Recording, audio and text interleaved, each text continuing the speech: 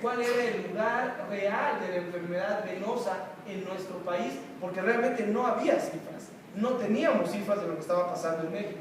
Y entonces, las dos encuestas nacionales, las de ENSAU 2006 y posteriormente 2012, reportan que existen egresos hospitalarios por enfermedades del sistema circulatorio en el 6º lugar. Pero 6 años después, este mismo problema subió al 4º lugar.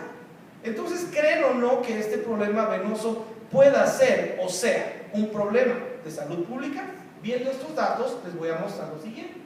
El programa más grande que se ha realizado, por lo menos en México, para detectar la enfermedad venosa crónica, se hizo entre México y otros países, 5 países más, que son estos que ustedes ven acá, y esto generó un análisis de 80,000 pacientes. Aquí en México participaron 250 médicos de primer contacto, 30 cirujanos vasculares en todas estas ciudades que ustedes ven acá, arrojando un total de 6,000 pacientes. ¿Qué es lo que buscaba el programa? Bueno, finalmente, buscar la prevalencia. Enfermedad venosa crónica, el porcentaje de pacientes, quién sí, quién no, cuántos y qué porcentaje correspondía a la muestra evaluada. Obviamente, aquí hay datos interesantes. Esto ya es datos nuestros, de nuestro país, hombres, mujeres. Vean ustedes los que fueron negativos para enfermedad venosa, los que fueron positivos para enfermedad venosa, y en las mujeres, por supuesto que las cifras son terriblemente superiores a lo que pasa con los varones. La prevalencia por sexo, entonces, queda muy claro que en México es el 18% en los varones y prácticamente el 82% en las mujeres. La edad promedio más importante se ubica entre los 35 y los 52 años. Díganme ustedes, ¿quién se siente viejo a esta edad? Nadie. Toda la gente es productiva, toda la gente está trabajando. Entonces, si ustedes se dan cuenta, los puntos de impacto más graves a nivel de edad son en la etapa más productiva de la vida. Por otro lado, existieron factores que fueron interesantes analizar con esto, y entonces vean ustedes, la obesidad, el sobrepeso y la enfermedad venosa nos dice varias cosas interesantes. El 40% de los pacientes con enfermedad venosa tienen sobrepeso, el 19% tienen una obesidad grado 1, el 6, 3 y 7 se van a ubicar en otros, y prácticamente únicamente el 25% de los pacientes con enfermedad venosa no tiene sobrepeso. Es una cosa muy delicada. El 68% de los pacientes con sobrepeso tuvieron datos de enfermedad venosa crónica. El antecedente heredado familiar, casi todos lo tienen, vean ustedes, 55%, más de la mitad, muy poquito no fue disponible, 14% no sabe, y únicamente el 31% no tenía un antecedente heredado familiar. Y bueno, esto tiene que ver por género. Es mucho más común la enfermedad venosa cuando tenemos una mamá que tiene varices o que tiene problema venoso, que cuando tenemos únicamente el papá. Y otro porcentaje interesante, no hubo datos y únicamente el 17% reportó que los dos padres tenían el problema. Los antecedentes son importantes como resultado de esto. Y bueno, finalmente vean ustedes si había una trombosis previa, el tiempo de horas de pie, el tiempo sentado, si se practicaba algún deporte, si fumaban, etcétera, etcétera. Y bueno, la realidad es que los resultados tienen que ver que los pacientes que van a vernos a la consulta van por cierta sintomatología, que es esa que aumenta al final del día, se presenta en la noche, aumenta cuando estamos de pie, aumenta al caminar, aumenta al estar sentado, aumenta en el verano, antes del periodo menstrual en las mujeres, o por supuesto después de que nos sometemos a temperaturas elevadas. La frecuencia de los síntomas son estos. Ustedes pueden apreciar acá que los más comunes son las piernas pesadas, el dolor de piernas, el ardor de piernas y el edema. Lo demás, bueno, es una mezcla de síntomas que cada paciente refiere diferente. Y los resultados finales de la exploración física, vean lo interesante que es, la mayoría de los pacientes se ubicaron entre un C3 y un CA6. Entonces, no es muy fácil que esto queda analizado. Vean ustedes dónde está la mayoría de los pacientes acá, 63.18%, y bueno, la presencia de signos del 1 al 6 los vamos a encontrar en el 63.18%, y obviamente estos pacientes son aquellos que tienen que enviar a un especialista porque les van a generar mayores problemas. Por lo tanto, hablando del SEAP, ahora sí específicamente, vean ustedes que el principal SEAP de todos es el 1 y el 2, seguido del 3 y el 4. Y esto es interesante porque son estadios avanzados de la enfermedad. El tratamiento para esto es obviamente el uso de algunos fármacos venoactivos, la terapia de compresión, el uso de anticoagulantes, a veces la cirugía, la escleroterapia, y bueno, después de que esto se ha realizado, si el paciente amerita, tiene que haber cambios en el estilo de vida, tiene que usar medicamentos prácticamente a largo plazo, tiene que usar terapia de compresión, ocasionalmente si hay una trombosis venosa, anticoagulantes, y bueno, en su momento, vuelvo a repetir, si esto es necesario, la cirugía. La enfermedad venosa crónica está subestimada por los pacientes y el médico en nuestro país. Y a pesar de que nosotros mismos la subestimamos, tenemos el 67.81% que es la enfermedad vascular más prevalente en este país. Por lo tanto, es un problema de salud pública.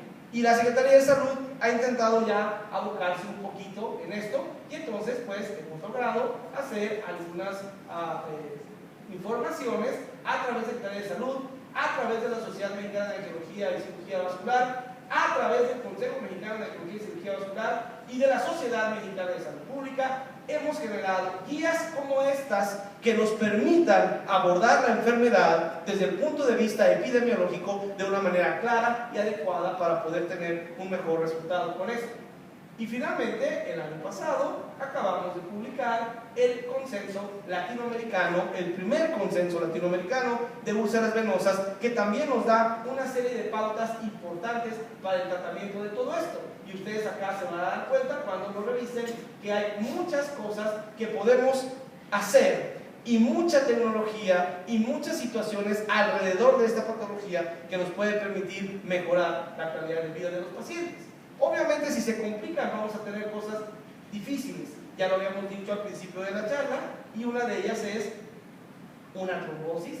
Esto es importante porque la trombosis puede matar a las personas. Una vena varicosa se ve muy simple. Pueden pasar 10, 20, 30 años con una vena que aparentemente no da problemas, y por eso el médico ni les hacemos caso y el paciente ni viene a vernos. Eso es muy claro. Sin embargo, cuando se complica, vean ustedes toda la bola de situaciones difíciles que pueden ponerse en relación a un paciente con una vena que se trombosa. Y bueno, el paciente llega así, con todos estos signos y síntomas que son difíciles de analizar, y bueno, existen escalas precisamente establecidas para saber la probabilidad clínica de que un paciente que llega a vernos tenga una trombosis venosa, y entonces esto nos debe abrir los ojos de alerta para saber qué vamos a hacer.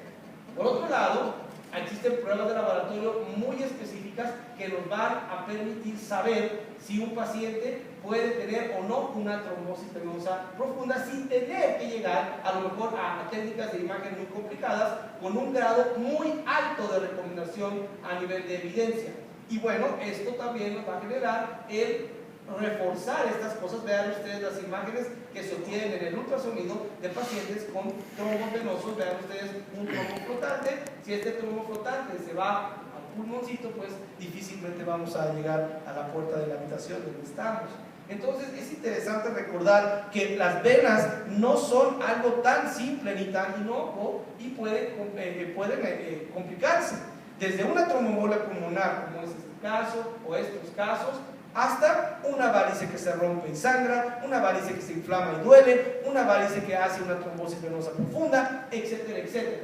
Lo importante de todo esto es prevenir que el paciente vaya a complicarse desde el punto de vista pulmonar, prevenir que el trombo se vaya a mover, evitar que esto vuelva a aparecer, y por supuesto que las complicaciones. Y bueno, ya a nivel de tratamiento hacemos muchas cosas que realmente son útiles y que nos han también modificado la evolución del tratamiento de la enfermedad venosa en el mundo y en México.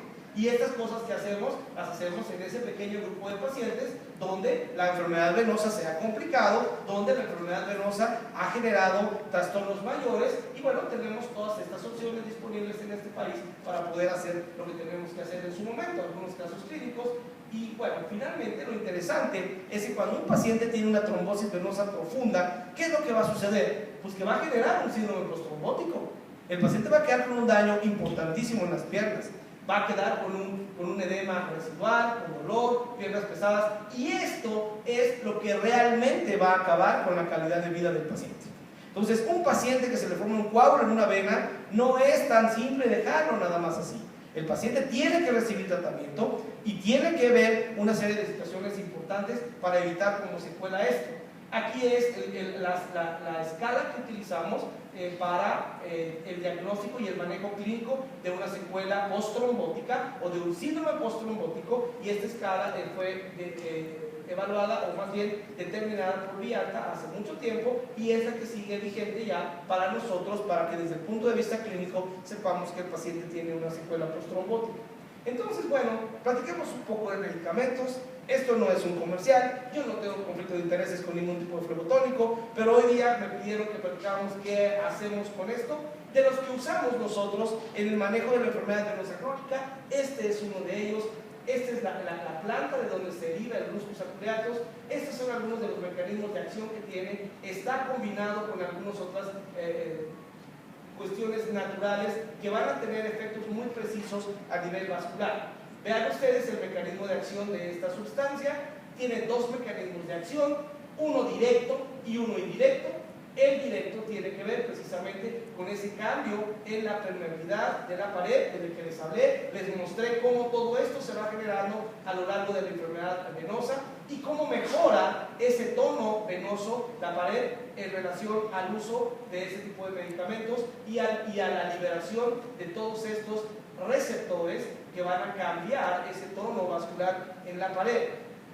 Por otro lado, la otra parte del compuesto también va a tener un poco de influencia en la permeabilidad capilar, como ustedes pueden ver acá. Disminuye esta permeabilidad capilar, disminuye la estasis que queda dentro del vaso porque la vena está dilatada, mejora un poco el edema, protege un poco los capilares y por supuesto que la idea del tercer compuesto, que es vitamina C, va a mejorar la resistencia capilar y va a tener un efecto muy común hoy día y muy buscado por todos nosotros, que es el efecto antioxidante. Entonces, esta sustancia, que es alguno de los flebotónicos con los que contamos en el hospital, que lo recomendamos en algún grupo de pacientes, va a tener algunas situaciones interesantes, como es mejorar el tono venoso, mejorar la inflamación local a nivel de la pared venosa y mejorar la permeabilidad vascular, con lo cual el paciente va a tener una mejoría de los síntomas. Si ustedes me preguntan cuál uso más o menos, no es uno, no es otro, simplemente tiene que ver con esto, tiene que ver con conocer el grupo de fármacos que tenemos, saber cuál es la sustancia activa que tenemos en todo este grupo y ver el origen de estos grupos también, que mucha gente también le interesa ver si esto tiene algún origen natural o es sintético. Vean ustedes que curiosamente muy pocos de los flebotónicos que tenemos en el mundo son sintéticos, casi todos vienen de un origen natural. Únicamente este pequeño grupo de acá abajo son los únicos que son sintéticos, todos los demás vienen de origen natural. Niveles de evidencia de esto, hay muchas situaciones todavía controversiales. El Foro Venoso Americano sugiere, y esto sí es una evidencia interesante, 2B, sugiere el uso de flebotónicos, el que ustedes consideren adecuado para su paciente, pero debe tomar un flebotónico para mejorar los síntomas de la enfermedad venosa crónica y el edema en asociación con la compresión, y el nivel de evidencia es un 2B. Pacientes que tienen mucho tiempo de pie o que tienen úlceras venosas, un análisis de Cochrane sugiere el uso de pentoxifilina únicamente en pacientes con úlceras. No sirve para otra cosa. No podemos usar la pentoxifilina para tratamiento de la enfermedad venosa. No funciona. Funciona un flebotónico con un nivel de evidencia claro y únicamente cuando tenemos úlceras de origen venoso acompañado de un buen programa de compresión es cuando va a funcionar. Y entonces deben ser además dosis tope, dosis altas de pentoxifilina para que esto funcione. Obviamente que tiene un nivel de evidencia interesante y finalmente los niveles de evidencia sugieren que en pacientes con síntomas y edema el uso de algunos medicamentos como primera o como segunda opción. Repito, esto ya lo determina cada médico, sobre todo estando seguros que es de origen venoso, va a generar un nivel de evidencia 2B. Finalmente, yo creo que todos estamos de acuerdo y todos estamos bien conscientes de que esto es una situación que tiene que analizarse desde una óptica distinta, pero de lo que sí no nos vamos a escapar nunca es de recordar que la enfermedad venosa está subestimada en México y que no debemos nosotros dejar pasar esto, porque el 68% casi de los pacientes que vemos en este país tienen una enfermedad venosa. No es una enfermedad que podemos dejar de lado, no es una enfermedad que no se complica, no es una enfermedad que no deja de dañarnos. Si se complica, el paciente se muere. Si hace una tromboembolia pulmonar, se muere. Si hace una varicorragia, se muere. Si hace un edema completo con trombosis venosa profunda, queda con la piel hinchada toda la vida, manchada, con edema en una edad productiva de la vida, y eso genera problemas. La idea de esto es que hoy nos quedemos con la imagen de que en México tenemos un problema serio de salud pública que se llama enfermedad venosa crónica y que tenemos que tratarlo de la mejor manera posible y que contamos con las herramientas necesarias para poder hacerlo. Y también, por supuesto, que lo que no nos vamos a escapar jamás es que esto no fue pena. Eso sí, muchas gracias.